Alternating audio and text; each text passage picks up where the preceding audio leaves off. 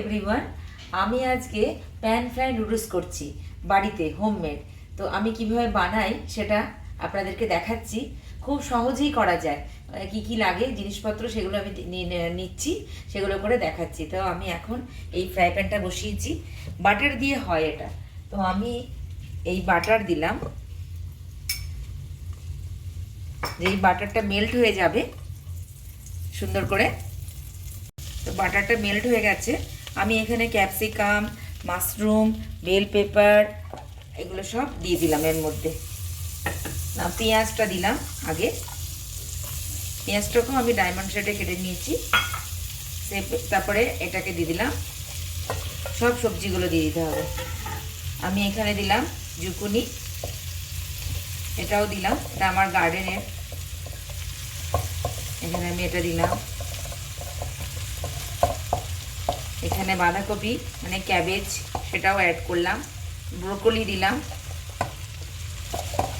এই সব সবজি আমি এর মধ্যে দিয়ে দিলাম। তারপরে আমি এটাকে ভালো করে এদিক ওদিক করে ভালো করে এটাকে আমি মিক্সড করব। এখানে চিকেনের স্টক করে নিয়েছি।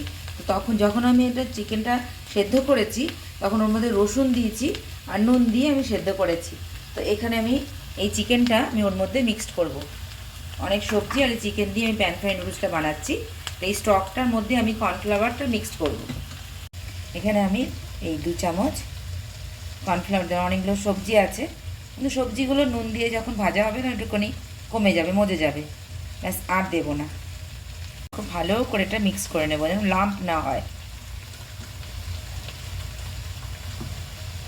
সুন্দর করে এটা মিক্স করে নিচ্ছি। আমি এখানে একটু নুন দিয়ে দিলাম অল্প করে। প্যান ফ্রাই নুডলসের জন্য নুডলসটাকে আমি বাটার দিয়ে এখানে ভেজে নেব। তাহলে এই একটু বাটার দিলাম, এই নুডলসটা দিয়ে দিলাম,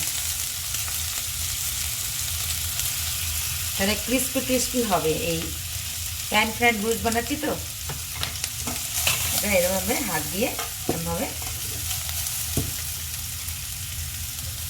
হবে।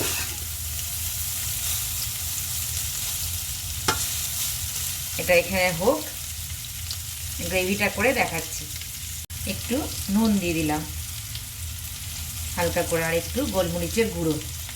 যখন আমি নুডলসটাকে বাটারের মধ্যে ফ্রাই করব প্যান ফ্রাই নুডলসের জন্য, তখন একটুখানি গোলমরিচ এটা দিলে খেতে খুব ভালো হয়। এই চিকেনটা আমি এর মধ্যে দিয়ে দিলাম।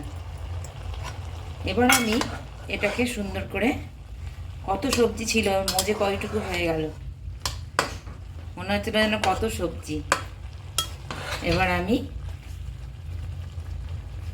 চিকেন স্টকের মধ্যে কর্নফ্লাওয়ার বানানো আমি এটা এর মধ্যে দিয়ে দিলাম।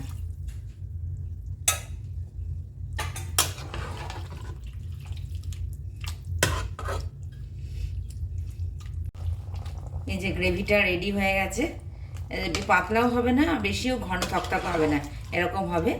আর আমি এখানে নুডলসটাকে গরম জলে সেদ্ধ করে জল ঝরিয়ে তারপরে আমি এটা বাটারের মধ্যে দিয়ে ভালো করে এরকম করে ভেজে নিয়েছি। একটু আমি যখন সবজিটা সেদ্ধ বসিয়েছিলাম তখন আমি একটু নুন দিয়েছিলাম, এখন আমি একটু গোলমরিচের গুঁড়ো দিলাম।